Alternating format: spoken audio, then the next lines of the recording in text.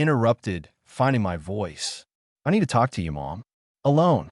Richard shot me a warning look. Mom looked concerned but nodded. Of course, sweetie. It can wait until tomorrow. Richard interjected. Your mother's exhausted. No, I said firmly. It can't. The confrontation. I led Mom to my room and locked the door behind us. Then I told her everything, the watching, the photos which I showed her, the comments, and finally what had just happened in the kitchen. At first she looked disbelieving, then shocked, then utterly devastated. She examined the photos with trembling hands. How could he, she whispered. How could I not have seen? It's not your fault, I insisted. He was careful to do these things when you weren't around. She stood suddenly. I need to confront him. Mom, wait.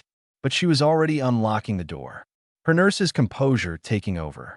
Stay here, she ordered. I didn't listen, of course. I followed her as she stormed through the house, finding Richard in his office. Explain these, she demanded, throwing the photos on his desk. His face went through a series of expressions. Surprise, anger, then a calculated calm. It's not what it looks like, Diane, he said smoothly. Your daughter's been flirting with me for weeks.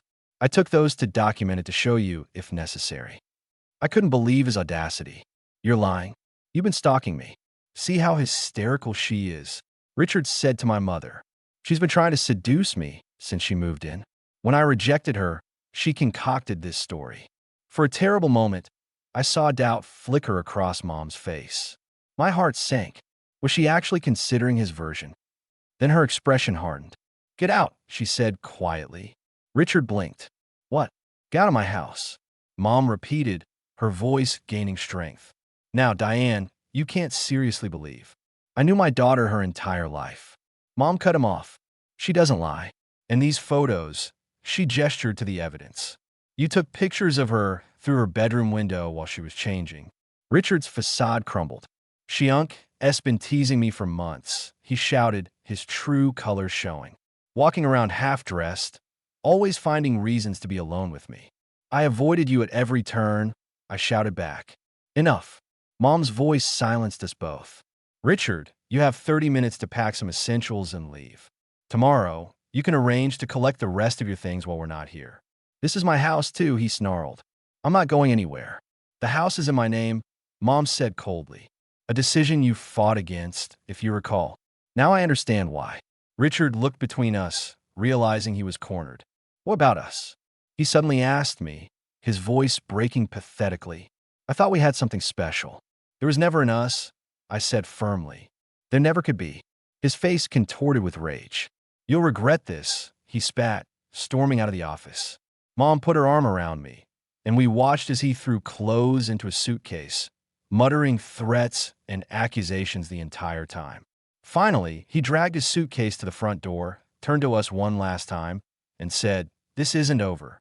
Yes, it is, Mom replied, and slammed the door in his face.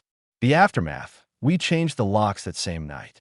The next day, we filed a police report about the photos. The officer explained that while disturbing, the pictures taken from outside the house were a legal gray area since I was visible from public property. However, the ones taken through my bedroom window were clearly illegal. They took the evidence and promised to investigate. Not content to wait for the slow wheels of justice, I decided to take matters into my own hands. Remember that job offer I'd received? The marketing firm specialized in digital reputation management. With my new colleagues' help off the books, of course, I began gathering information about Richard's online presence and business dealings. It didn't take long to discover that Richard had a pattern of inappropriate behavior. He'd been forced to leave his previous firm after complaints from female coworkers. He'd also been hiding a significant gambling problem that had depleted his savings, which explained his interest in my mother's assets. Most damning of all, we found evidence that he'd been borrowing from client accounts. Small amounts that wouldn't immediately trigger audits, but added up to a substantial sum over time. Mom filed for divorce immediately, citing the police report and photos as evidence. The revenge. I created a dossier of everything we discovered and presented it to Richard's current employer. I also contacted the financial regulatory body that oversaw his profession, providing them with detailed documentation of his suspicious transactions. Within weeks, Richard was under investigation, suspended from his job, and facing potential criminal charges for financial impropriety. His carefully constructed reputation was crumbling. But I wasn't done. During my job search, I'd made connections with several local business networks. I discreetly shared my experience without the most personal details with trusted women in these networks, warning them about Richard's predatory behavior. Word spread quickly in our tight-knit professional community. My new marketing firm's expertise in reputation management proved invaluable. My boss, Elaine, was horrified when I eventually confided in her about what had happened. Being a survivor herself, she took me under her wing and showed me the digital tools we use for clients. Only this time, we used them to ensure that Richard's professional downfall was complete and permanent. Information wants to be free, she said as she helped me create a strategic plan.